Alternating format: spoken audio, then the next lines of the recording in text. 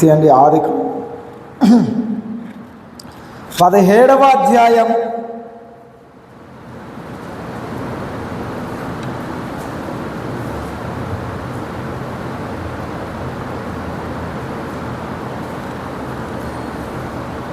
ఆదికాండం 17వ అధ్యాయం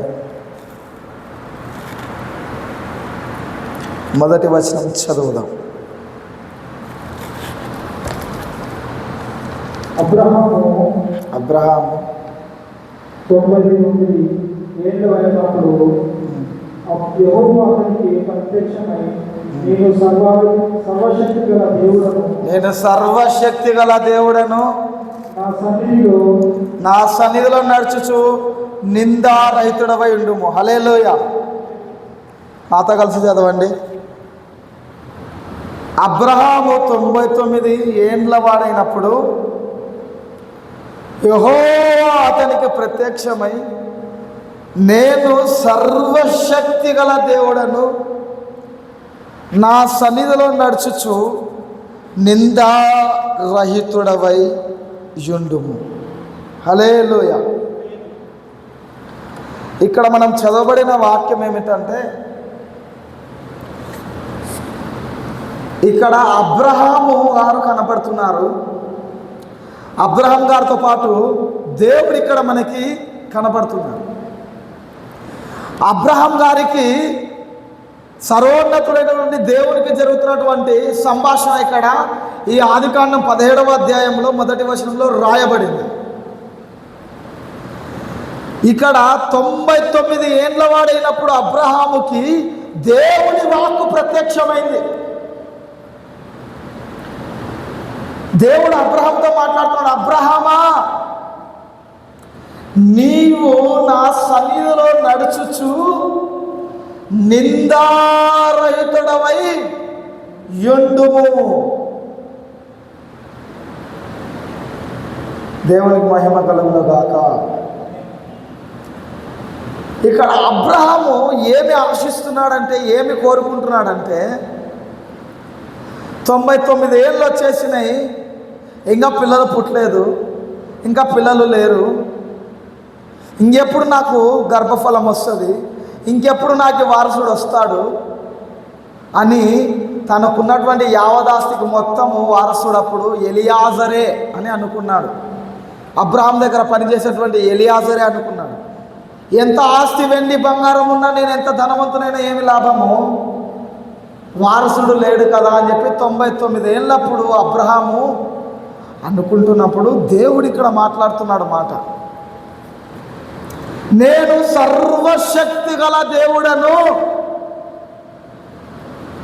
మామూలు శక్తి కాదు నాది, సర్వశక్తి నాది. సర్వం అంటే అసాధ్యమైన వాటిని కూడా సుసాధ్యము చేయగల శక్తి నాది. కాని వాటిని కూడా, అవదన్న వాటిని కూడా అయ్యేటట్లుగా చేసి చూపించేటువంటి శక్తి కలిగిన వాడను నేను సర్వశక్తిమంతుడైన అబ్రహామా, నీ వయసును బట్టి నువ్వు చూసుకుంటున్నావు.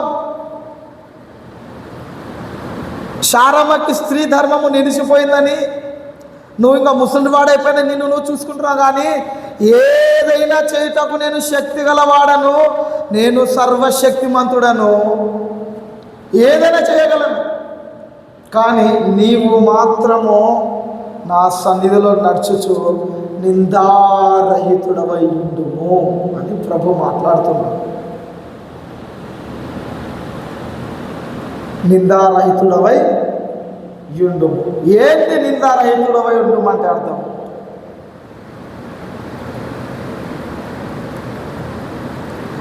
నిందారహితుడవై ఉండడం అంటే దేవుని యొక్క దృష్టిలో మనము ఏ బలహీనతలు లేని వాడిగా కనపడుతూ, ఏ తప్పులు, ఏ యొక్క కలంకము అంటే మన దగ్గర ఎటువంటి కానీ మలినం, పాపం, మీకు అర్థమయ్యే భాషలో చెప్పాలంటే పాపం అనేది లేనివాడిగా, పాపము చేయనివాడిగా, నిందారహితుడిగా. రహితుడు అంటే లేనివాడు, నింద అంటే ఏదైనా చేసిన పాపం కావచ్చు, తప్పు కావచ్చు, పాపం కావచ్చు, ఏ తప్పు చేయని వాడవుగా, ఏ పాపము చేయని వాడవుగా నిన్ను నీవు నా సన్నిధిలో కనపరుచుకుంటూ నడుచుకో చాలు. హల్లెలూయా. ఆ రీతిగా నువ్వు కనపరుచుకో చాలు, నేను నిన్ను అభివృద్ధి పొందించదను. నేను నిన్ను అనేక జనములకు తండ్రిగా చేయుదును. ఒకడే దిక్కులేడు, వారసుడే లేదంటే నువ్వేంది అనేకులకు జనములకు తండ్రి అంటున్నావు? తండ్రి ప్రభువా, హల్లెలూయా. నువ్వేందో అనేకులకు జనములకు తండ్రి అంటున్నావు, నేను నిన్ను అభివృద్ధి పొందిస్తానంటున్నావు. ఈడ గమనించాల్సినటువంటి మాట ఏమిటంటే, దేవుని దృష్టిలో మనము కరెక్ట్గా, నీతిమంతులుగా, నిందారహితులుగా, పాపము కలంకము ఏమండి పాపము కలంకము లేని వారిగా, తప్పిదము చేసేవారిగా కాకుండా తప్పు చేయని వారిగా ఆయన సన్నిధిలో కనపడుతూ మనం నడుచుకున్నట్లయితే దేవుడు ఈరోజు నిన్ను నన్ను కూడా అత్యధికముగా ఆశీర్వదించాలనుకుంటున్నాడు. దేవుడు నిన్ను నన్ను కూడా గొప్ప జనముగా చేయాలని ఆశపడుతున్నాడు. దేవుడు నిన్ను నన్ను గొప్ప జనంగా చేయాలని, నిన్ను నన్ను దేవుడు అత్యధికముగా ఆశీర్వదించాలని, అభివృద్ధి పరచాలని దేవుడు కోరుకుంటున్నాడు. మన పరిస్థితితో ఆయనకు సంబంధం లేదు. అబ్రహాముకి 99 ఏళ్ళు, శారాకి స్త్రీ గర్భం నిలిచిపోయినట్లుగా ఆయనకి మన పరిస్థితులతో సంబంధము లేదు. ఆయనకి మన కుటుంబ సమస్యలతో సంబంధం లేదు, మన ఆర్థిక పరిస్థితులతో, ఆర్థిక లేమితో సంబంధం లేదు. ఆయన ఏమంటున్నాడు? నిన్ను నువ్వు చూసుకోవద్దు, నన్ను చూడు, నేను సర్వశక్తి గలవాడను, నేను అసాధ్యమైన దాన్ని సుసాధ్యం చేయటకు శక్తి గలవాడను, నేను ఏమైనా చేయగలను, నా వైపు చూడు, నువ్వు చేయాల్సింది ఒకటే, నిందారహితుడవై నా సన్నిధిలో. హల్లెలూయా. గమనించేటువంటి మాట ఏమిటంటే, చాలామంది ప్రజలు, నేటి సమాజంలో ప్రజలు ఎలా ఉన్నారంటే, మనుషుల దృష్టిలో మంచిగా కనపడాలని, మనుషుల దృష్టిలో మంచిగా కనపడాలని దేవుని దృష్టిలో చెడైపోతున్నారు.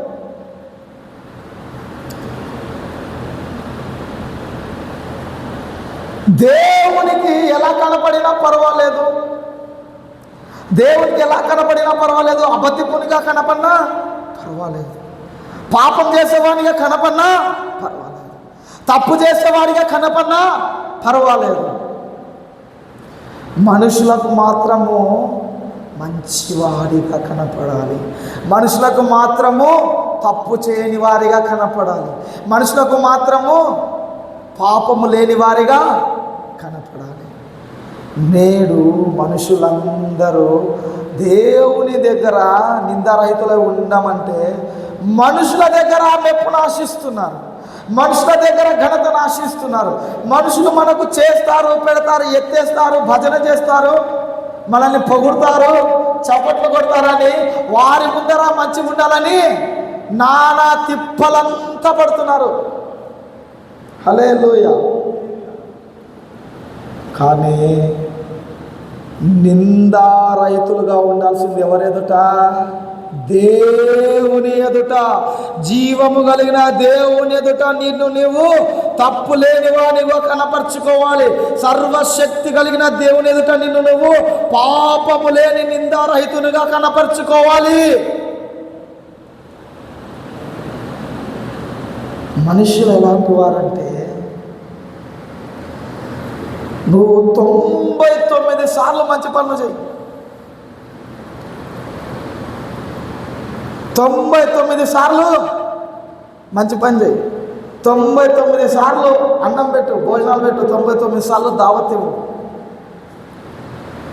ఒక్కసారి ఒక్క మాట కోపంలో మాట్లాడు, లేకపోతే గద్దించు, అరుసు, అన్ని రోజులు చేసిన మేలు మంచి, అన్ని రోజులు మంచుల దగ్గర పోయి అబ్బా అక్క చాలా మంచిది, బాగా పలకరిస్తుంది, బాగా వంట చేసి పెడుతుంది, మంచిది ఆమె అది ఇది అన్నోళ్ళు ఒక్కసారి నువ్వు ఆ వ్యక్తికి వ్యతిరేకంగా ఆమె చెప్పినట్టు నడుచుకోకుండా ఉంటే, అన్ని రోజులు చెప్పినటువంటి ఆ మంచి మంచి మంచి అంతా ఒక్కసారిగా అబ్బా ఇన్ని రోజులు ఆమె నటించింది మాట్లాడ, ఎన్ని రోజులు నటించాడు అతడు, మమ్మల్ని మోసం చేసింది, మమ్మల్ని మోసం చేశాడు, నిజం కాదు, అతడు పూర్తిగా చెడ్డవాడు, ఆమె పూర్తిగా చెడ్డామె. ఎన్ని రోజులు తెలియక మేము నమ్మాము, భజన చేశాము, మోసపోయాము, ఎవరు నమ్మొద్దు అని ప్రచారం చేసే మనుషులు. నరుని నైజం అదే. హల్లెలూయా. నరుని నైజం 90 మీకు అర్థమయ్యేలా చెప్పాలంటే 99 సార్లు చీరలు పంచిపెట్టు, 99 సార్లు చీరలు పంచు. ఏమండి, పొరపాటున బండి మీద వెళుతూ ఉంటే ఆమె చీర కొంగు అనుకోకుండా బండికి తగిలింది, ఈయన పోతుంటాడు, తగిలినది ఈయనకి తెలియదు, పొరపాటున ఇప్పుడు ఆ చీర కొంగు కాస్త జారా. ఇప్పుడు అది ఎన్నిసార్లు చెప్తారు? ఆ 99 సార్లు ఇచ్చినది గుర్తు కూడా ఉండదు. పొరపాటున అనుకోకుండా లేదో చేతుకున్న వాచుదాగులో లేకపోతే పొరపాటున ఏదో తగిలో జరిగింటే చూసినారా? బలహీనతలో కోపపడి మాట్లాడింటే చూసినారా? అదే అదే అదే అదే అదే అదే అదే అదే. హల్లెలూయా. దేవునికి స్తుతి కలుగును గాక, దేవునికి మహిమ కలుగును గాక. ఎలాంటి వాళ్ళంటే మనుషులు పెద్ద తెల్ల గోడ, ఈ గోడ అంతా తెల్లదనుకోండి, పైన సీలింగ్ వైట్గానే ఉంది కదా, సీలింగ్ బాగుంది తెల్లగా అన్నారు, మధ్యలో పోయి ఒక నల్ల చుక్క పెట్టు, పక్కనున్న తెల్లగా అంతే దాన్ని అడగరు, పట్టించుకోరు, అదేంది అది సుక్క. వారి దృష్టి పక్కనటువంటి ఆ మంచితనం వైపు, ఆ ఫలాల వైపు ఉండేది, కానీ ఆ చుక్క ఉంటుంది చూసినారా? చుక్క, ఆ చుక్క ఏంది? అదేంది? ఆ లోపమైంది, ఆ తేడా అయింది. ఇది మనుషుల నైజము, ఇది నేటి మనిషి నైజము. దేవుని ప్రజలారా, మనము నీతిమంతులుగా యోగ్యులుగా నిందారహితంగా కనపరచుకోవాల్సింది మనుషుల ఎదుట కాదు, దేవుని ఎదుట. హల్లెలూయా. మనుషుల ఎదుట నువ్వు నీతిమంతురాలుగా కనపరచుకుంటే వాళ్ళు ఇద్దరికి చెప్తారు, మంచి ఆమెను ముగ్గురు చెప్తారు, లేదంటే సందల్లా చెప్తారు, లేకపోతే పేట ఆ ఏరియా మొత్తం చెప్తారు, ఆ గేరి మొత్తం చెప్తారు. అదే దేవుని ఎదుట నువ్వు యోగ్యురాలుగా యోగ్యుడుగా నిందారహితుడుగా కనపడితే దేవుడు ఏం చేస్తాడు? ప్రపంచానికే తెలిసేటట్లు చేస్తాడు. ఒకరికి, ఇద్దరికి, ఒక సందుకి, ఒక ప్రాంతానికి, ఒక ఊరికి కాదు, ప్రపంచానికి తెలిసేటట్లు చేస్తాడు. హల్లెలూయా. అబ్రహాము నిందారహితుడుగా నడుచుకున్నాడు, ఇప్పుడు విశ్వాసులకి తండ్రి అయినాడు. చెప్పినాడు, అబ్రహామా నువ్వు అనేక జనములకు తండ్రి అవుదు అని. ఇప్పుడు విశ్వాసులకు తండ్రి ఎవరు? నీలో గొప్ప జనమును నేను చేస్తానన్నాడు, నేను గొప్ప జనముగా చేస్తానన్నాడు. అబ్రహాంలో నుంచే ఇస్రాయేల్ వచ్చి 12 గోత్రాలు వచ్చి ఇస్రాయేలు వచ్చినారు, గొప్ప జనముగా దేవుడు చేసినాడు. మనుషుల ఎదుట కనపరుచుకుంటే కొంచెం, అది కూడా ఎక్కువ రోజులు ఉండదు. అదే దేవుని ఎదుట కనపరుచుకుంటే టైం పట్టొచ్చు. కానీ అబ్రహాము చివరికి ఆశీర్వదింపబడ్డాడు, దీవింపబడ్డాడు, వెండి బంగారములు కలిగి బహు ధనవంతుడైనాడు. ఆయన సన్నిధిలో నిందారహితుడిగా నడుచుకున్నాడు. హల్లెలూయా. ఆయన సన్నిధిలో నిందారహితుడిగా నడుచుకున్నాడు. ఎవరు ఏమనుకున్నా మనకు అనవసరం. నువ్వేందో, నువ్వు నీతిమంతుడవో, యథార్థవంతుడవో, భక్తిపరుడవో, తప్పు చేసిన వాడవో, తప్పు చేయని వాడవో, మనుషుల వైపు, మనుషుల దృష్టిలో కాదు, దేవుని వైపు చూడు, దేవుని దృష్టిలో ఎంచుకో అంతే.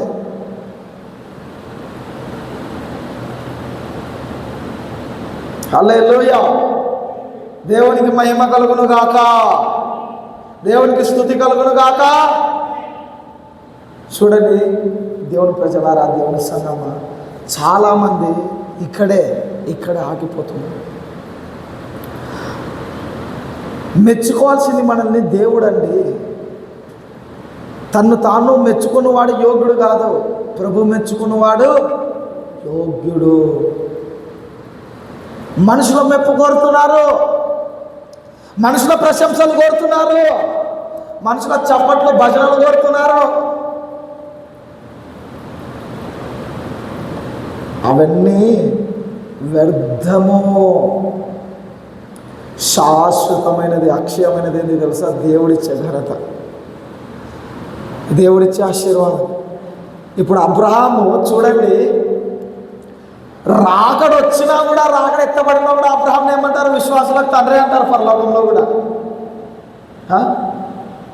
ఇప్పుడు ఇశ్రాయేలు నుంచి 12 గోత్రాలు వచ్చి, 12 గోత్రాల నుంచి యూదా గోత్రంలో నుంచి యెషై వచ్చి, యెషైలో నుంచి దావీదు వచ్చి, దావీదు నుంచి చిగురు పుట్టి లోకరక్షకుడు వచ్చి, ఇదంతా ఎవరు పితారుడు అంటే అబ్రహామే వస్తాడు.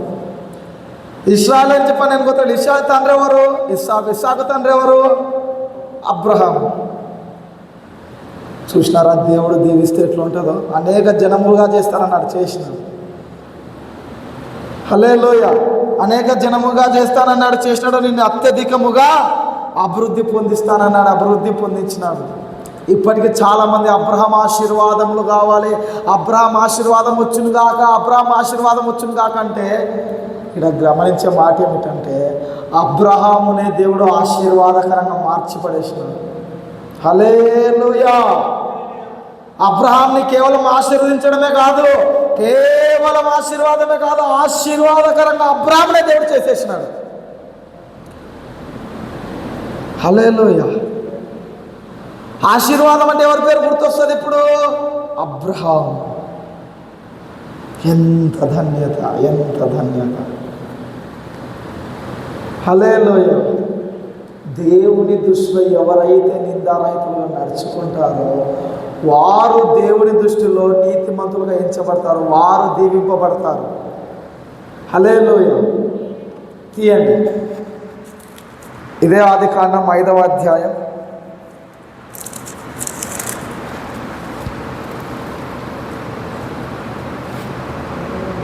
6వ అధ్యాయం ఆదికాండం 6వ అధ్యాయం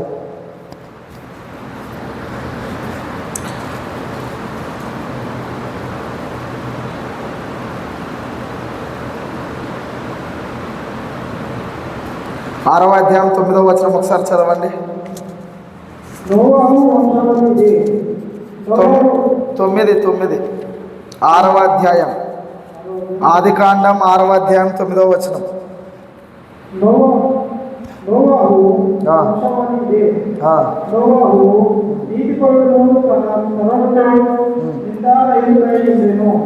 ఎలా ఉన్నాడు నోవాహు? ఎలా చెప్పండి గట్టిగా, ఎట్లున్నాడు? నిందారహితుడై, తప్పు చేయని వాడై, పాపము లేని వాడై, నిందారహితుడై ఉన్నాడు. ఆయన దేవుని సన్నిధిలో భూలోకమంతా చూడగా ఆయన దృష్టికి అందరూ చెడిపోయినట్లుగా కనబడితే నా ఒక్కడు దేవుని దృష్టికి కృప పొందినవాడు ఆయను. ఆయన ఒక్కడు నీతిమంతుడుగా, నిందారహితుడుగా ఆయనకు కనపడినాడు. ఎవరి దృష్టిలో కనపడినాడండి ఈయన నీతిమంతుడుగా, నిందారహితుడుగా? నోవాహు మనుషులకు కనపడినాడా? నిందారహితుడుగా దేవుడికి కనపడినాడా? ఎవరికి కనపడినాడు నోవాహు? దేవునికి నీతిమంతుడుగా, నిందారహితుడుగా కనపడినాడు. దేవుని దృష్టిలో నిందారహితంగా కనపడినటువంటి నోవాహు తర్వాత ఏమైందో మీ అందరికీ తెలిసిన సంగతే. తాను మాత్రమే కాదు, తన కుటుంబాన్ని కూడా రక్షించుకోగలిగినాడు. ప్రతి మానవాళి, ప్రతి జనము, జంతువులతో సహా జల ప్రళయం వచ్చి అంతా తుడిచివేయబడితే ఈయన ఒక్కడు బ్రతికి బయటపడ్డాడు. ఈయన మాత్రమే కాదు, ఈయన కుటుంబం కూడా రక్షింపబడింది. ఎందుకు? ఈయన నిందారహితుడుగా ఉన్నారు. ఎవరి ఎదుట ఉన్నాడు? దేవుని ఎదుట, దేవుని సన్నిధిలో. దేవుని ఎదుట, దేవుని సన్నిధిలో అబ్రహాము నిందారహితుడుగా ఉన్నాడు. దేవుని ఎదుట, దేవుని సన్నిధిలో భూలోకమంతా చనిపోయి ఉంటే ఒకే ఒక్కడు నిందారహితుడుగా కనపడ్డాడు. ఆయన నోవాహు. హల్లెలూయా. ప్రమాదం, భయంకరమైన ప్రళయం వస్తే తనతో పాటు తన కుటుంబాన్ని రక్షించుకోగలిగినాడు తన నిందారహితమైనటువంటి నడతను బట్టి. తన నిందారహిత నడతను బట్టి అబ్రహాము అనేకులకు ఆశీర్వాదకరముగా, దీవెనకరంగా మార్చబడ్డాడు. అనేకులకు తండ్రిగా మార్చబడ్డాడు. అత్యధికంగా అభివృద్ధి చేయబడ్డాడు. హల్లెలూయా. దేవునికి స్తోత్రం కలుగును గాక. ఈరోజు గమనించండి, మనుషులు కాదు మనకు తీర్పు తీర్చేది. మనుషులు కాదు చెప్పాల్సింది నువ్వు పర్ఫెక్టా, నువ్వు కరెక్టా, నువ్వు మంచోనువా, నువ్వు చెడ్డనువా అని. మనకు తీర్పు తీర్చేది దేవుడు. మనం మంచోళ్ళమా చెడ్డమని చెప్పేది ఎవరు? దేవుడు. దేవుడు చెప్పాలా. ఇక్కడ దేవుడే చెప్తున్నాడు వారి గురించి. చెప్పినాడు కదా, నువ్వు ఆ గురించి ఎవరు బ్రదర్ చెప్పిందాడా? దేవుని దృష్టికి నీతిమంతుడుగా, నిందారహితుడుగా ఆయన కనపడినాడని దేవుడే సాక్ష్యం ఇస్తున్నాడు. దేవుడు చెప్పాలా నిందారహితులని, మనుషులు కాదు. ఈరోజు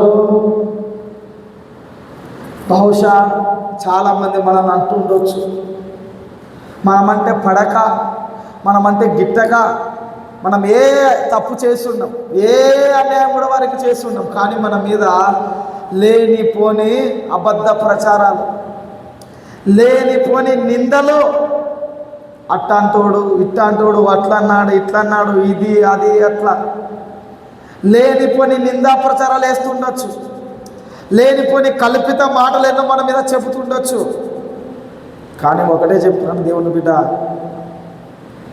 నీవు నిందారహితుడిగా కనపడాల్సింది దేవునికి మాత్రమే, మనుషులకు కాదు. మనుషులు ఏమనుకున్నా డోంట్ కేర్, పట్టించుకోవద్దు. మనుషులు ఏమనుకున్నా పట్టించుకోవద్దు.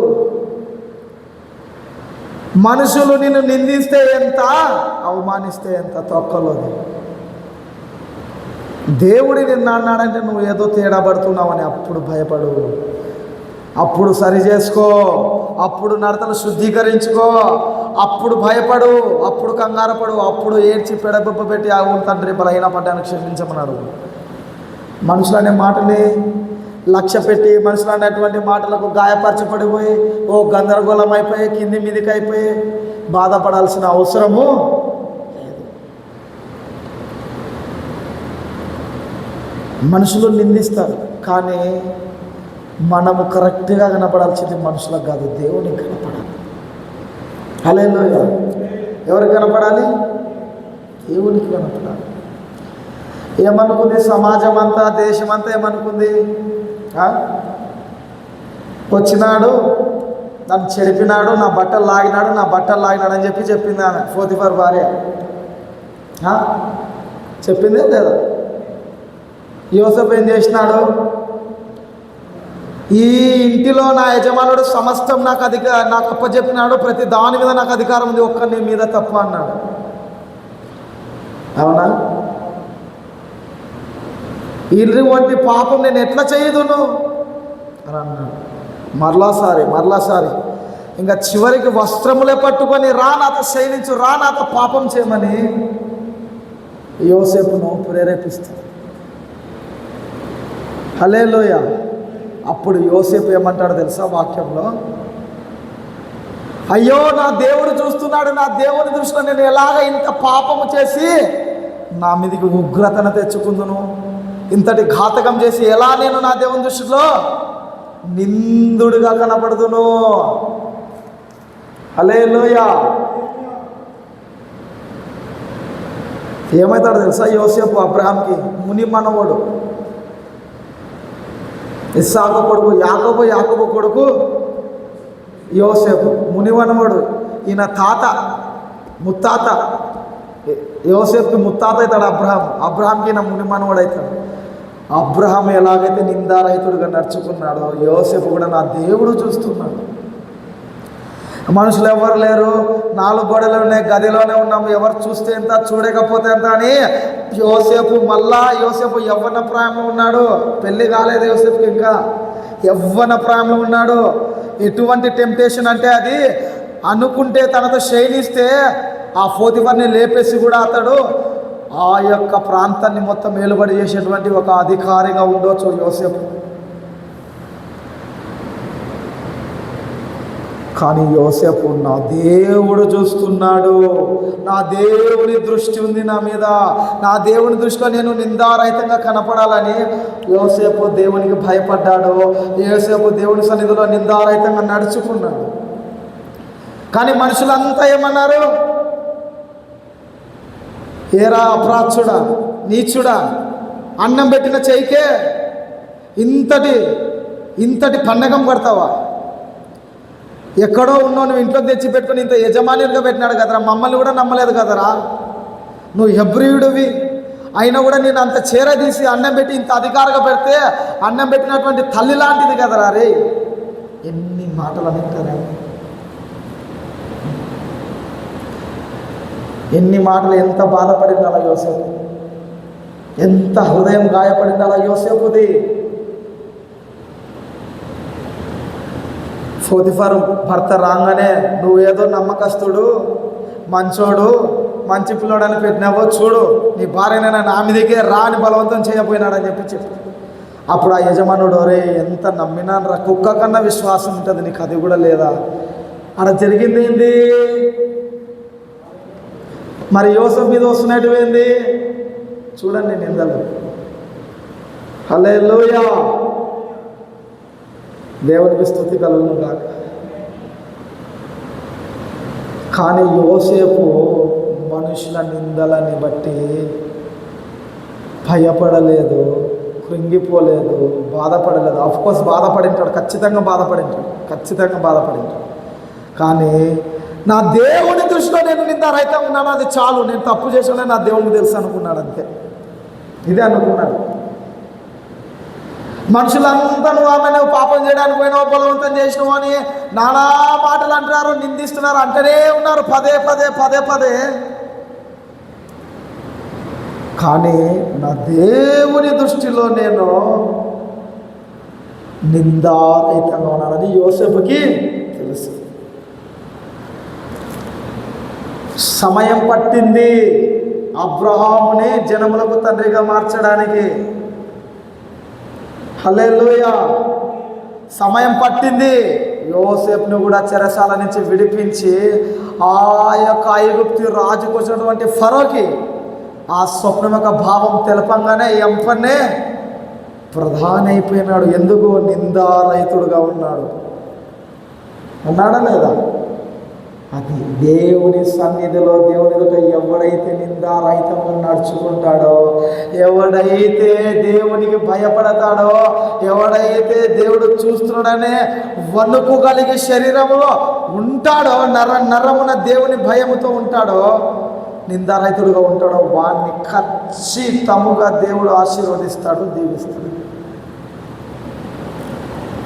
ఎట్లా ఆశీర్వదించినాడు దేవుడు యోసేపుని? చుట్టుపక్కల దేశాల్లో కరువు వస్తే, నాయనా తినడానికి తిండి లేదు, చచ్చిపోతాం నాయనా, మా పశువులను తీసుకో, మా పొలాలను తీసుకో, తినడానికి ఇంత ధాన్యమే నాయన అడుగుతున్నారు. దేశాలను సైతం పోషించేటువంటి సమృద్ధి యోసేపు దగ్గర దేవుడు పెట్టినాడు. అనేకులను పోషించే పోషకుడుగా దేవుడు పెట్టినాడు యోసేపుని.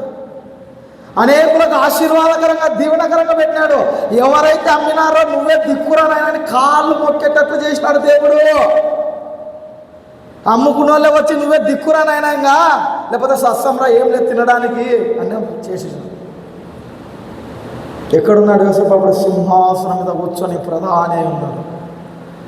యోసేపు ఎవరికి భయపడినాడు? యోసేపు మనుషుల మెప్పు కావాలనుకున్నాడా? దేవుని మెప్పు కావాలనుకున్నాడా? మనుషుల దృష్టిలో నేను యోగ్యంగా కనపడాలనుకున్నాడా, దేవుని దృష్టిలో యోగ్యంగా కనపడాలనుకున్నాడా? మనుషులు ఎంత తొక్కలేదు, ఉంటాయి ఎంత, పోతే ఎంత. చూడండి, అన్యాయముగా ద్వేషించబడి ఆ బావిలో 20 వెండి నాలేక అమ్ముడు వేయబడినాడు. అంత మాత్రమే కాక సంతలో నిలబడి మళ్ళీ అక్కడ కూడా పోతిఫర్ ఇంటికి వేయబడినాడు. అన్నెల నుంచి బావిలోకి వచ్చినాడు, బావిలో నుంచి సంతలోకి వచ్చినాడు, సంతలో నుంచి పనివానికి వచ్చినాడు. మళ్ళీ అధికారిగా ఉండి ఏదో బాధను మర్చిపోయి దిగమింగి ఏదో అధికారిగా అతని కింద పనులు ఉంటే మళ్ళీ ఈ నింద వచ్చింది. మళ్ళీ జైలుకి పోయి ఊసలు లెక్క పెడుతున్నాడు. ఎంత బాధ, ఎంత వ్యధ ఉంటుంది. ఏంటి అన్యాయంగా చెయ్యని దాళ్లకు. నేను కూడా వీళ్ళలాగా తప్పుడు ప్రవర్తన కలిగి తప్పుడు కూతలు కూస్తూ తప్పుడు ప్రచారాల్లో తప్పుడు పనుల్లో ఉండి నేను కూడా ఒకరిని దూషిస్తూ వేధిస్తూ నిందిస్తూ ఇదిగో అన్నిలాగానే ఉంటే మేలు కదా, అక్రమంగా నడుచుకుంటేనే బాగుంది కదా, వాళ్ళే సుఖంగా ఉన్నారు కదా, వాళ్ళే సంతోషంగా ఉన్నారు కదా, నీతిగా బ్రతుకుతే ఈ కష్టాలేంది, మంచిగా బ్రతుకుతే ఈ నిందలేంది, యేసు ప్రభుని అంగీకరించి దేవుని భక్తి మార్గం అంటే ఇంత శోధన ఏంది, ఇంత శ్రమ ఏంది అని యోసేపు అనుకోలేదు. మనుషులు ఏమనుకున్నారు, నా దేవుడు చూస్తున్నాడు, నా దేవుడు అన్యాయస్తుడు కాదు, నా దేవుడు నన్ను ఒక రోజు హెచ్చించకపోతాడా, నా దేవుడు నాకు న్యాయం తీర్చకుండా ఉంటాడా, నేను ఆయన సన్నిధిలో ఎలా ఉన్నాను అదొక్కటి చూసుకుంటే చాలా అనుకున్నాడు యోసేపు. కరెక్ట్గా సరైన నడతలేసినాడు, సరైన క్రమంలో ఉన్నాడు, పరిశుద్ధతను కాపాడుకున్నాడు, నీతిని కాపాడుకున్నాడు, తన యవ్వన ప్రాయంలో అడుగులు త్రొట్టిల్లకుండా తనను తాను నిందారహితునిగా దేవుని సన్నిధిలో కనపరుచుకున్నాడు. దేవుడు చేసే కార్యం ఏందో దేవుడు చేశాడు. హల్లెలూయా, దేవునికి మహిమ కలుగును గాక. ఏమైనాడు తర్వాత యోసేపు ఏమన్నాడు, నీ సెలవు లేకుండా ఎవడు కాలైనను చెయ్యైనను ఎత్తకూడదు ఈ ఐగుప్తులు అన్నాడు ఫరో. అది దేవుని కార్యం. ఈరోజు మనుషుల మెప్పు కోరుతున్నావా, దేవుని మెప్పు కోరుతున్నావా? మనుషుల నిన్ను ఆశిస్తున్నావా, దేవుని నుండి ఆశిస్తున్నావా? చెబుతున్నాను, మనుషుల నుండి ఆశిస్తే మోసపోతావు. ప్రేమించిన ప్రియురాలు సైతము, కట్టుకున్న భార్య సైతం, కట్టుకున్న భర్త సైతము, ప్రేమించిన ప్రియుడు సైతము, జన్మనిచ్చిన తల్లిదండ్రులు సైతము, తోడబుట్టిన అక్క చెల్లెలు కానీ అన్నదమ్ములు కానీ, పచ్చబొట్టు పొడిపించినటువంటి ప్రాణ స్నేహితులు సైతము ఒక రోజున ఖచ్చితముగా తెగదెంపులు చేస్తారు. నీ బలహీనతను బట్టి మాట్లాడతారు, నీలో ఉన్న లోపాన్ని బట్టి నిన్ను ప్రచారం చేస్తారు. అన్ని బాగున్నారా అంటాడా, కానీ వాడు ఇదొక్కటేరా ఎప్పుడు గొనుగుతుంటుంది. అన్ని బాగున్నారా అంటాడా, కానీ డబ్బులు తీయనేది ఏర్రా వాడు పిసినారుడు. హల్లెలూయా. ఇది మనుషుల దగ్గర కాదు యోగ్యులుగా ఉండాల్సింది, దేవుని దగ్గర ఉండాలా యోగ్యులుగా, దేవుని సన్నిధిలో నిందారహితులుగా ఉండాలా మనము. హల్లెలూయా. దేవునికి స్తుతి కలుగును గాక. చూడండి దేవుని బిడ్డలారా, దేవుణ్ణి సన్నిధిలో నిందారహితంగా మనం ఉండాలి. రెండవది ఏంటంటే మనము ఎవరిని నిందించకూడదు. ఏం చేయకూడదు చెప్పండి, చెప్పాలి గట్టిగా, ఎవరిని నిందించకూడదు. హల్లెలూయా. తీయండి, ఒక వచన భాగం చూపిస్తాను మీకు.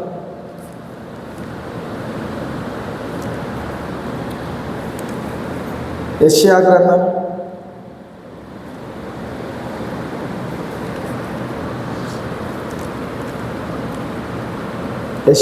51వ అధ్యాయం 7వ వచనం. యెషయా గ్రంథం 51వ అధ్యాయం 7వ వచనం. నీతిని అనుసరించు వారలారా నా మాట వినండి, నా బోధన మీ హృదయమందు ఉంచుకున్న జనులారా ఆలకించుడి. భయపడకుడి, దిగులు పడకుడి. హల్లెలూయా. చెప్పండి, చేసుకొని ఒకసారి ఇట్లా చెప్పండి. హల్లెలూయా. చేసుకొని చెప్తాను. మనుషులు పెట్టు నిందలకు భయపడద్దు నా ప్రాణమా, మనుషులు మాట్లాడే దూషణలకు దిగులు పడద్దు నా ప్రాణమా, నీవు యెహోవా సన్నిధిలో నిందారహితమై నడుచుము నా ప్రాణమా అని చెప్పుకోండి. హల్లెలూయా. ఇదే యోసేపు అనుకున్నది. అప్పుడు యోసేపు ఇదే అనుకున్నాడు. పోతిఫర్ అనుకున్నా, పోతిఫర్ భార్య ఎంత నటించిందో చూడండి. ఇంకా ఆ జనాలు ఎంత నటించినారో చూడండి. కానీ ఆ టైంలో యోసేపు వారి నిందలకి భయపడలేదు, వారి దూషణలకి ఇప్పుడు దేవుని బట్టి ధైర్యం తెచ్చుకున్నాడు. దేవుని బట్టి ధైర్యం తెచ్చుకున్నాడు. దేవుని కొరకు ఎదురు చూస్తూ ఇంకనో నిందారహితంగానే ఉన్నాడు. ఒక రోజున దేవుడు ఆయన హెచ్చించాడు. కాబట్టి ప్రజలారా, మన బంధువులు కావచ్చు, రక్త సంబంధులు కావచ్చు, అత్యంత ప్రాణ స్నేహితులు సన్నిహితులు కావచ్చు, పనిచేసే పని చోట కొలీగ్స్ కావచ్చు, తల్లిదండ్రులే కావచ్చు, కట్టుకున్నటువంటి భార్య భర్త కావచ్చు, లేకపోతే జన్మనిచ్చిన పిల్లలే కావచ్చు, ఎంత నిందించినా ఎంత దూషించినా వారి నిందలకు భయపడదు, వారి దూషణలకు దిగులు పడదు. ఒకటే, దేవుని దృష్టిలో నువ్వు నీతిగా ఉన్నావా లేదా అదొక్కటి చూసుకో చాలు.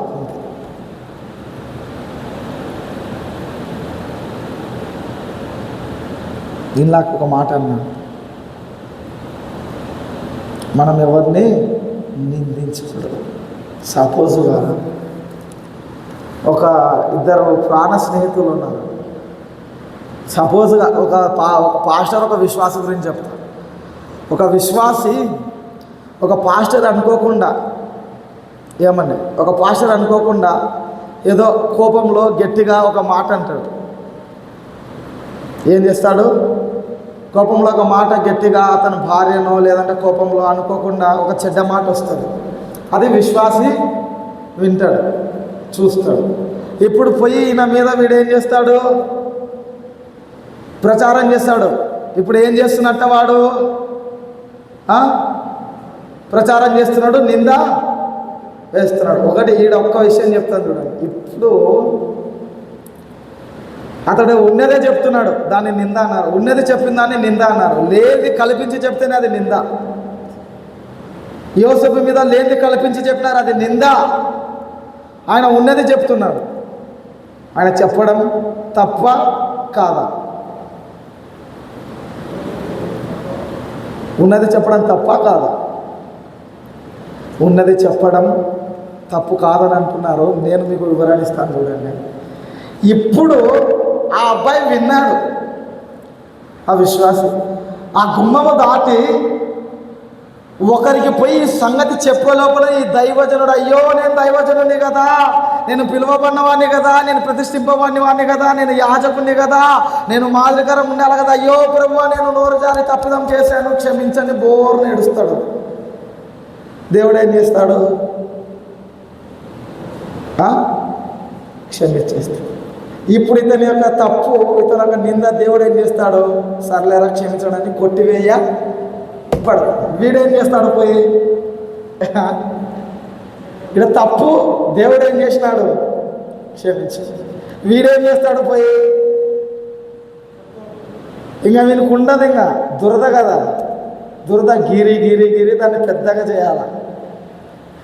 ఈమెకి ఆమెకి వానికి వీనికి మొత్తం ఏరియా అంతా, విశ్వాసాలకంతా, సంఘానికంతా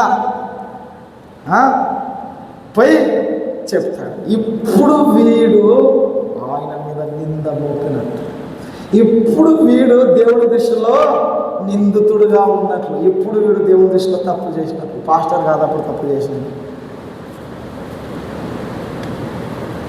అర్థమైందా? ఒక్క నింద మనం ఒకరు నిందించాలంటే చెప్తున్నాను చూడండి నా బిడ్డలారా, నేర్చుకోండి. నేను చెప్తున్నాను జాగ్రత్త. ఒక వ్యక్తి గురించి చెడుగా చెప్పాలన్నా, నిందించి చెప్పాలన్నా ఒకటే, అతడు పొర్రపాటును ఆ వ్యక్తికి చెప్పే లోపల అతడు పశ్చాత్తాపడి క్షమాపణ పొందినాడు అనుకో, దేవుని దృష్టిలో నీవు నిందితుడవైతే. అవునా కాదా? ఖచ్చితంగా. హల్లెలూయా. జాగ్రత్త. అస్సలు చెప్పే పని మనది కాదు, తీర్పు తీర్చే పని మనది కాదు. అట్లా నిందలు మోపడము, నిందా ప్రచారం చేయడం ఎవరి పనో తెలుసా? ఎవరి పని? దుష్టుని పని, సాతాను కాని పని, దళిద్రుని పని. మనం ఎవరి పిల్లలం? దేవుని పిల్లలం. దేవుని పిల్లలు ఒకరి మీదకి ఒకరు చెడ్డ మాటలు చెప్పడం, ప్రచారాలు చేయడం, నిందలు మోపడం ఇదా? ఒకరి మీదకి నువ్వు పదే పదే నిందలు మోపుతూ ఒకరి మీదకి పదే పదే నువ్వు చెబుతున్నావంటే ఖచ్చితంగా రాసి పెట్టుకుని నువ్వు సాతాను సంబంధివే, సాతాను బిడ్డవే. దేవుని పిల్లలు ఏం చేస్తారు తెలుసా? అయ్యో ప్రభువా తెలియక మాట్లాడింది క్షమించు అని ఆమె పక్షాన, ఆయన పక్షానపై మొర్ర పెడతారు దేవునికి.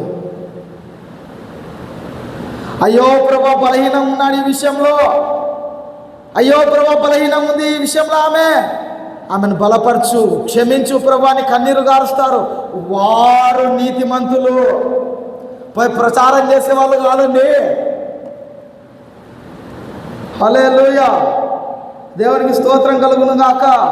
యోసేపు గట్టిగా తెగించి అని చెప్పలేదు, నేను నీ భార్యనని రా బలవంతం చేయలే, నీ భార్య చేసిందిరా బాబు నేను కాదని చెప్పి చెప్పలేడా. రహస్యంగా తనలో తాను ఏడ్చుకొని కుమిలిపోయి నలిగిపోయి దేవునికి ఒక్కనికే చెప్పుకున్నాను. హల్లెలూయా.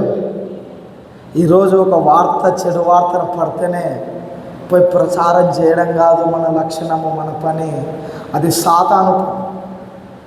ఒకవేళ నీకు తేడా కనపన్నా, బలహీనత కనపన్నా నువ్వు చేయాల్సిందేంది? మోకరించి సరిచేయి ప్రభు అని అతని నిమిత్తము రహస్యంగా చూచు నీ తండ్రికి కన్నీరు విడిచి ప్రార్థన చేయి. హల్లెలూయా.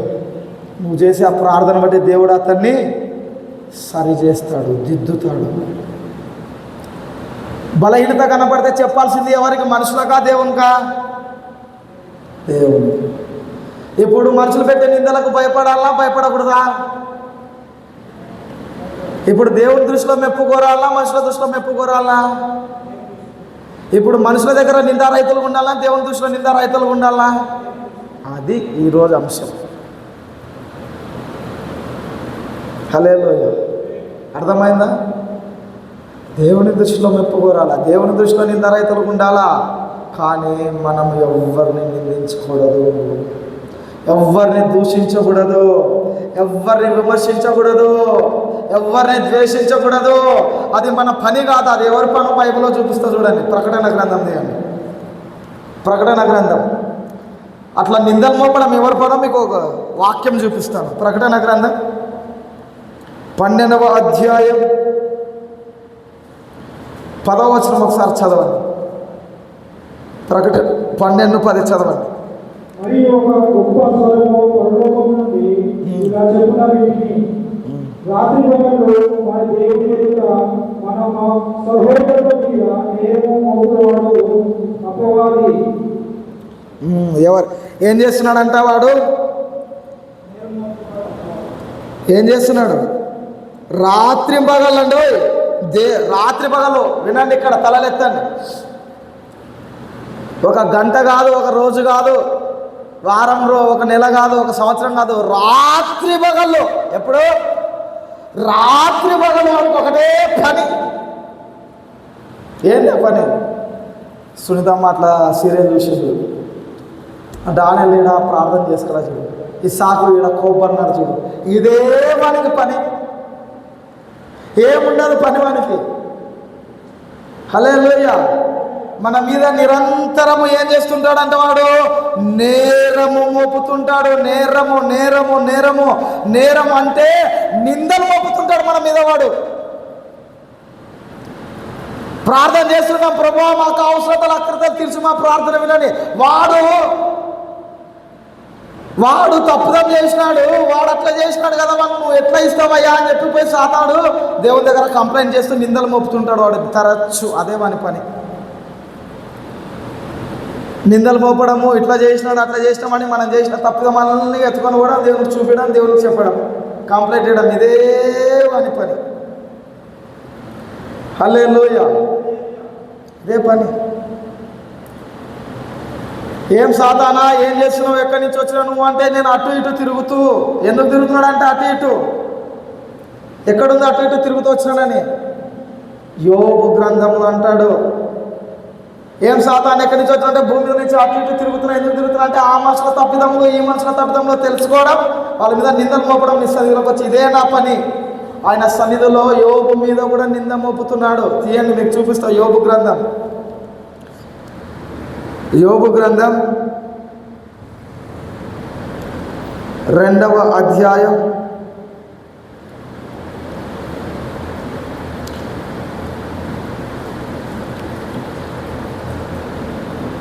1:6 ఒకసారి చదవండి. 12వ వచనం ఒకసారి చదవండి. యెహోవా నీకు అతనికి కలిగిన సమస్తము నీ వశములో ఉన్నది. అతనికి మాత్రం ఏ హానియు చేయకూడదని అపవాదికి సెలవేయగా వాడు యెహోవా సన్నిధికి బయలుదేరి వెళ్ళెను. 6వ వచనం ఒకసారి చదవండి. 1:6 లేకపోతే 1:6 చదవండి. దేవునితో యెహోవా సన్నిధికి నిలిచి ఉండటకై వచ్చెను. ఆ దినము ఒక దినము తటస్థించెను. ఆ దినమున అపవాది వారితో కలిసి వచ్చెను. యెహోవా నీకు ఎక్కడి నుండి వచ్చిందని దేవుడు అడుగుతున్నాడు, సాతాను ఎక్కడి నుంచి వచ్చావని. వాని అడుగుగా అపవాది భూమి మీద అటు ఇటు తిరుగుతూ ఏం చేస్తున్నాడంట భూమి మీద? చదువు. అటు ఇటు తిరుగుతూ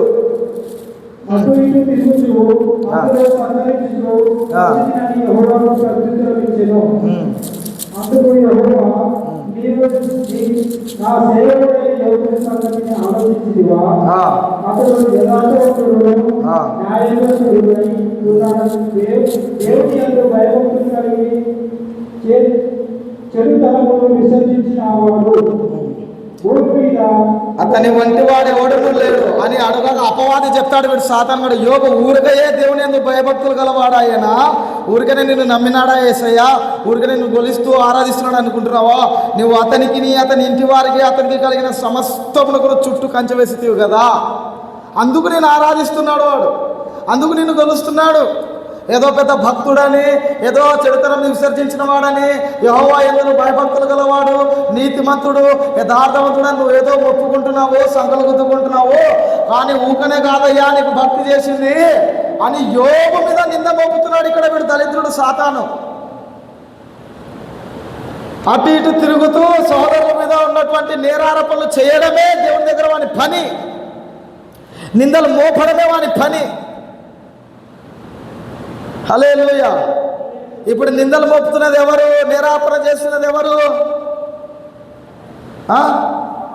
ఇప్పుడు పదే ఒక వ్యక్తి మీద లేనిపోని వార్తలు పుట్టించడము ఇప్పుడు ఎవరు చేసే పని? అది సాతాను చేసే పని. ఇప్పుడు ఏందనుకుంటున్నారు? పదే ఒక వ్యక్తి మీద లేనిపోని చెప్తున్నారంటే ఏందనుకుంటున్నారు? ఇప్పుడు సాతాను చేస్తున్న పని వాళ్ళు చేస్తున్నారంటే ఇప్పుడు వాళ్ళు ఎవరి పిల్లలు? అక్షరాల సాతాను పిల్లలే. దాంట్లో నో డౌట్, నో సందేహం. ఒకవేళ నిజంగా ఉన్నదైతే వాడు దేవుడితో క్షమాపణ చెప్పింటాడు. నిందించడం నీ పనే. దేవుడు నీకు చెప్పినాడా నువ్వు నిందించు అని? నిందించడం ఎవరి పని? తీర్పు తీర్చడం ఎవరి పని? తప్పులు చూసుకునేది, క్షమించేది, సరి చేసేది ఎవరి పని? దేవుని పని. మరి నువ్వెవరు? హల్లెలూయా. మరి నువ్వెవరు తీర్పు తీర్చడానికి?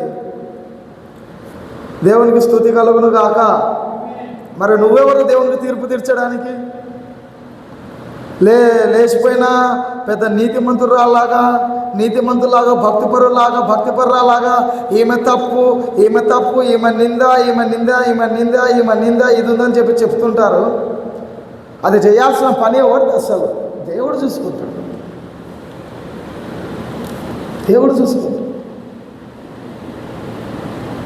హల్లెలూయా. అది దేవుడు చూసుకుంటాడండి. కానీ మనం చేయాల్సింది ఏంటి? ప్రార్థన. ఒకవేళ నీకు పొరపాటున అతనిలో లోపమే కనపడితే నువ్వు చేయాల్సింది ఏంది? సరి చేయి ప్రభు అని కన్నీరు విడిచి ప్రార్థన చేయి. అది నీతిమంతుని లక్షణం, అది దేవుని లక్షణం. అవునా కాదా? దేవుడి పిల్లల లక్షణం అది. పోయి నిందలు పోయి 10 మందికి చెడుగా చెప్పడం దేవుని లక్షణమా? రహస్యంగా ప్రార్థన చేయడం దేవుని లక్షణమా? ఒకరు తప్పు 10 మందికి చెప్పి అతను చెడు చేయడం బాగుంటుందా దేవునికి? ఒకరు తప్పు రహస్యంగా మనసులో ఉంచుకొని దేవునికి మాత్రమే చెప్పడం దేవునికి ఇష్టమా? దేవునికి మాత్రం చెప్పడమే ఇష్టం.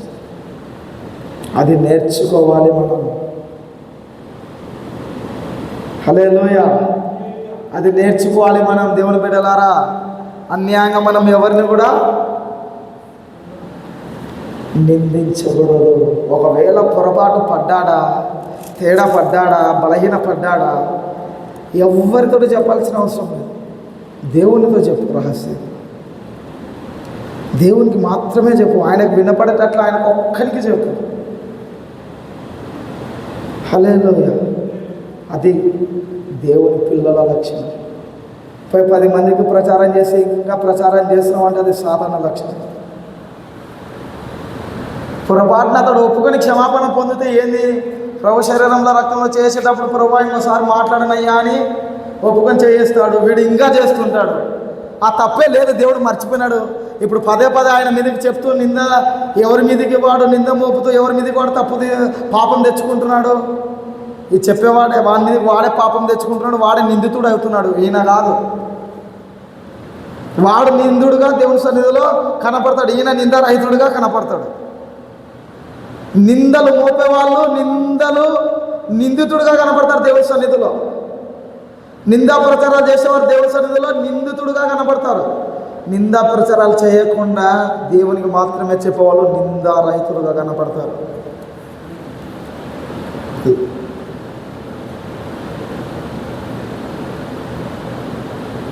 ఒక తప్పు నాలో కనపడితే 10 మందికి చెప్తే నువ్వు కూడా దేవుని దృష్టిలో నిందితుడుగానే కనపడతావు. అదే తప్పు పోయి దేవుడికి మాత్రమే చెప్తే నీవు నిందారహితుడిగా కనపడతావు దేవునికి. అర్థమైంది అనుకుంటా. దేవునికి స్తుతి కలుగును గాక, దేవునికి మహిమ కలుగును గాక. నేను కీర్తనల గ్రంథం చివరి వచనం చెప్పి నేను ముగిస్తాను.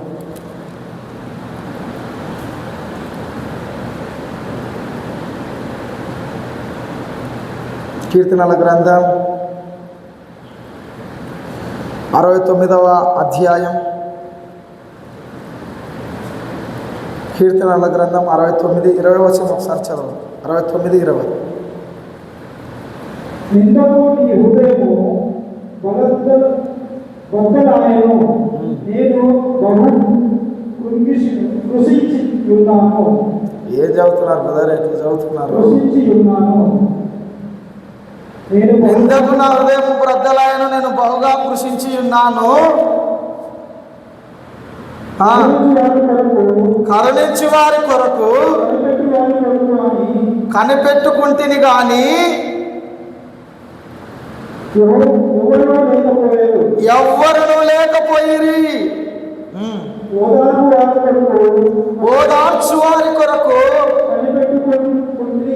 కనిపెట్టుకుంటిని గాని ఎవ్వరును కానరారైరి. హల్లెలూయా. దేవునికి మహిమ కలుగును గాక. చూడండి, ఇంక నేను ముగిచ్చేస్తున్నాను. ఇంకా అయిపోయింది. చివరి ఒకటే ఒక మాట చెప్పి ముగిచ్చేస్తాను. చివరి మాట ఇక్కడ కీర్తన గ్రంథంలో ఈ మాట అంటున్నటువంటి నిందకు నా హృదయం బద్దలైందని చెప్పి ఎవరు అంటున్నారంటే కీర్తనకారుడు అనేటువంటి దేవుడు హృదయానుసారుడు దావీదు అంటున్నాడు. నిందకు ఏమైందంట దావీదు హృదయము? ఏమైంది? బద్దలైపోయింది. నిందకు ఆయన హృదయము విరిగిపోయింది. హల్లెలూయా. నిందకు ఆయన హృదయం ఏమైంది? బద్దలైపోయింది. ఆ యొక్క నిందలు అనేకులు చెప్పేవాళ్ళే కానీ దావీదు తేడా, దావీదు మార్గములన్నీ వంకరివి, దావీదు నడుములన్నీ టింకరివి. దావీదు తప్పు చేసినాడు. దావీదు ఒక తప్పుడు వ్యక్తి. ఇదే చేస్తున్నారు కానీ బద్దలైపోయిన నా హృదయాన్ని ఆదరించే ఒక్కరు కూడా కనపడలేదు. ఓదార్చే ఒక్క హస్తం కూడా నా వెన్ను తట్టే హస్తం కనపడలేదు. ఎవరు ఓదారుస్తారా అని నేను కనిపెడుతుంటిని కానీ ఎవరునో రాలేదు. ఎవరు ఆదరిస్తారా అని చెప్పి నేను ఎదురు చూస్తుంటిని కానీ ఎవరు కానరాకుంటిరి. హల్లెలూయా. దేవునికి స్తుతి కలుగును గాక, దేవునికి మహిమ కలుగును గాక. తలలెత్తన పైకి ఈ చివరి మెయిన్ అంశం చెప్పి ముగిస్తాను. చాలా ప్రాముఖ్యమైన విషయం చూడండి. హల్లెలూయా. ఇప్పుడు మీకు ఉదాహరణకు ఒక విషయం చెప్తాను. ఒక సహోదరుడు ఉంటాడు. ఒక సహోదరుడు, అతనికి దేవుని వాక్యము సరిగ్గా తెలియదు. ప్రార్థన చేసుకుంటాడు, బైబిల్ చదువుకుంటాడు, కానీ దేవుని వాక్యము, దేవుని హృదయము, దేవుని ప్రేమ అనేది అతనికి ఇంకా అర్థం కాలేదు. ఊరికే వస్తున్నాడంటే వస్తున్నాడు, కానీ దేవుడు అంటే ఇష్టం ఉంది, ప్రేమ ఉంది, భయం ఉంది. హల్లెలూయా. కానీ పొరపాటున ఆ వ్యక్తి అనుకోకుండా ఒక తప్పు చేస్తాడు. ఫ్రెండ్స్ దగ్గర పోయి కూర్చుంటాడు. వీడు బాగా మారిపోయినాడు, వీడు దిగొచ్చినాడు, వీడు నీతిమంతుడు, ఉత్తముడు అని అనుకోకుండా స్ప్రైట్ పోసి దాంట్లో మందు కలిపి వానికి తాపిస్తాడు. తాగినాక వానికి తెలుస్తుంది ఇది ఏందని, మందు. అయ్యో నేను తప్పు చేసినాను కదా, నేను పాపం చేశాను కదా, అయ్యో నేను దేవుని దృష్టిలో తప్పిదం చేశాను, పాపం చేశాను, ఎట్లా అని కృంగిపోతుంటాడు ఆ సహోదరుడు, భయపడిపోతుంటాడు ఆ సహోదరుడు.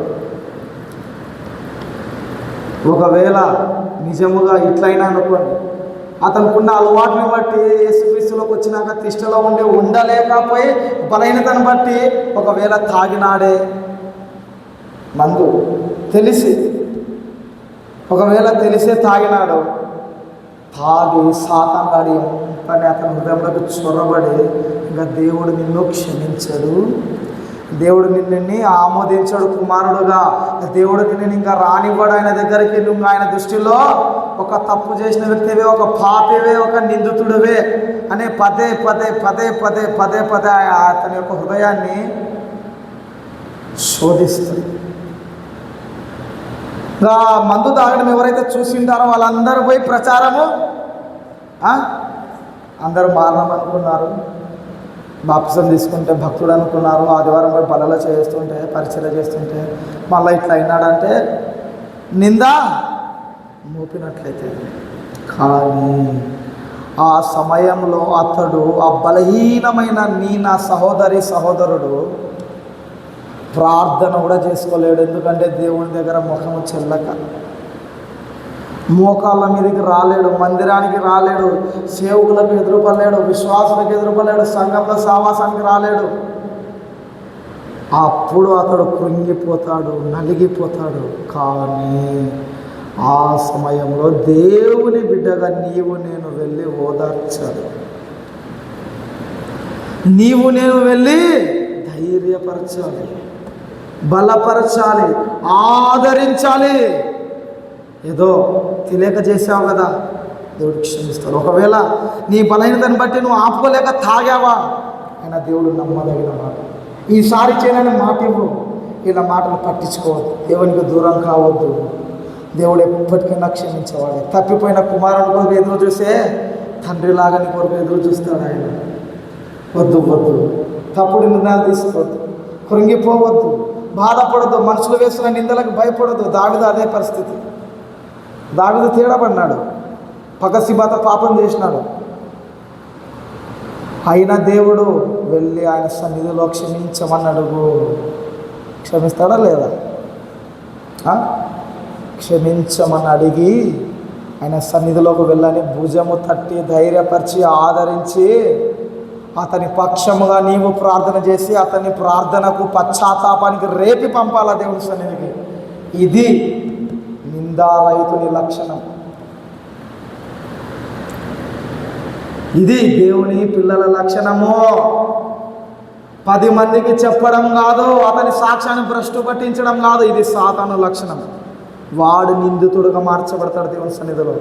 వాడిని దూరము చేయక, వాడిని ఓదార్చి, ధైర్యపరిచి, బలపరిచి, ఆదరించి, లేదు నువ్వు తప్పు చేసిన తేడబడిన దేవుడు క్షమిస్తాడు. వెళ్ళి ఇంకో మారు చెయ్యొద్దు, వాని పశ్చాత్తాపానికి రేపి వారి పక్షంగాను కన్నీరు గార్చి ప్రార్థన చేస్తే ఇది నిందారహితుని లక్షణం. హల్లెలూయా. ఇది మనం నేర్చుకోవాల్సినది దేవుని బిడ్డలారా. ఒకనిలో ఒక లోపము కనబడితే ప్రచారం చేయొద్దు. నీవు దేవుని దృష్టిలో నిందితుడుగా నిందితురాలుగా కనబడతావు.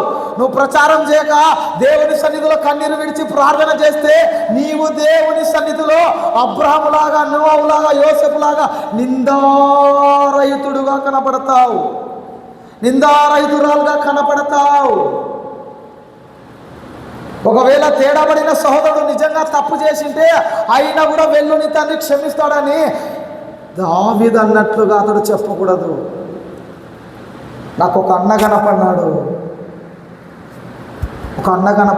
నన్ను ధైర్యపరిచి ఆదరించి దేవుడు క్షమిస్తాడని పురిగొల్పి పంపినాడు పశ్చాత్తాపం అని చెప్పగలగాల. ఒక అక్క కనపడింది, దేవునికి దూరం అయిపోదాం అనుకున్నా, ఇంకా పాపం మానలేను అనుకున్నా, ఇంకా తాగడం మానలేను, నేను అట్లా ఉంటే దేవుళ్ళనైనా ఉండాలా లేకపోతే లోకంలోనైనా ఉండాలా. లోకంలో ఉంటూ దేవుడు ఉండడము కుదరదు, ఇక లోకంలోనే కలిసిపోదాం అనుకున్నా. నేను బాధపడుతూ కృంగిపోతుంది. కానీ ఆ టైంలో అక్కొచ్చింది, ధైర్యపరిచింది, ఓదార్చింది. లేదు దేవుడు క్షమిస్తాడని దేవుడి వైపు తిప్పిందని చెప్పగలగాలి. వాళ్ళండి నిందారహితులు, వాళ్ళు దేవుని పిల్లలు, వాళ్ళు దేవుని లక్షణం కలిగినటువంటి దైవ బిడ్డలు. ప్రచారాలు చేసేవాళ్ళు, నిందించేవాళ్ళు, ఒకసారికి 10 మార్లు 100 మార్లు 100 మందికి 10 మందికి 2కి 3కి ప్రచారం చేసేవాళ్ళు, పదే ఎత్తిపడిచేవాళ్ళు, వీళ్ళు సాతాను సంబంధులు, సాతాను బిడ్డలు. దీంట్లో సందేహమే లేదు, వాక్యమే సాక్ష్యం ఇస్తుంది. ఏది ఇష్టం దేవునికి? ఇట్లా చేయడం ఇష్టమా, ఇట్లా చేయడం ఇష్టమా? ఏదండి దేవుడు ఇష్టపడేది? ఏది ఇష్టపడతాడు? పడిపోయిన నీ సోదరిని నువ్వు కట్టున్నావు చూసినావా? పడిపోయినాడు ఓకే, ఆమె పడిపోయింది పాపం, అతడు పడిపోయాడు, కానీ నిలబెట్టాలని చూస్తున్నావు చూడు. పడిపోయినోడిని కృంగదీయడం కాదు, పడిపోయినోడిని నిలబెట్టడము. ఇది నిందారహిత. అప్పుడు వాళ్ళు దేవుని సన్నిధిలో క్రమముగా నిందారహితులుగా నడుచుకుంటున్నట్లు అప్పుడు దేవుడు నిన్ను ఖచ్చితముగా ఆశీర్వదిస్తాడు, అత్యధికముగా అభివృద్ధి పొందిస్తాడు. చూసుకో దేవుని దృష్టిలో నువ్వు ఎలా ఉన్నావు? మనుషుల మెప్పు కోరుతున్నావా? మనుషుల దృష్టిలో నిందారహితులు ఉన్నావా? దేవుని దృష్టిలో నిందారహితులు ఉన్నావా? మనుషుల మెప్పు కోరుతున్నావా? దేవుని మెప్పు కోరుతున్నావా? అందరిలాగా నువ్వు కూడా తప్పు కనపడగానే ప్రచారం చేస్తున్నావా లేకపోతే దేవునికి మాత్రమే చెబుతున్నావా? నిజంగా సహోదరు తప్పిపోతే దేవుని సన్నిధికి మరలిస్తున్నావా లేకపోతే అతడు ఇంకా దిగజారిపోయి, ఇంకా కృంగిపోయి, త్రోవ తప్పిపోయి సాతాను వలలో చిక్కుపడినట్లు ఇంకా నీ మాటల చేత గాయాలతో రేపుతున్నావా? చూసుకో ఒకసారి. ఆయన ఎదుట నీవు ఎలా ఉన్నావు? ఆయన ఎదుట నీ నడతలు ఎలా ఉన్నాయి?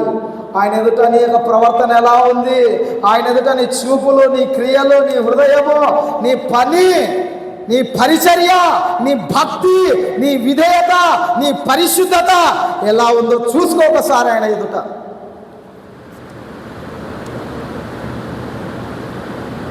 హల్లెలూయా. చూసుకో. నిందారహితంగా కనపడినావా? యోసేపుని హెచ్చించిన దేవుడు, అబ్రహామును అనేకులకు తండ్రిగా మార్చిన దేవుడు,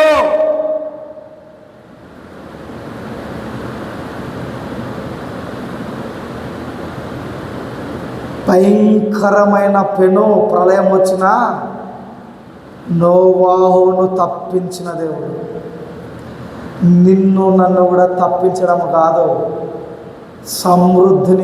సమృద్ధినిచ్చి దీవెనకరంగా ఆశీర్వాదకరంగా తలగా నియమిస్తాడు, తలగా నిలబెడతాడు.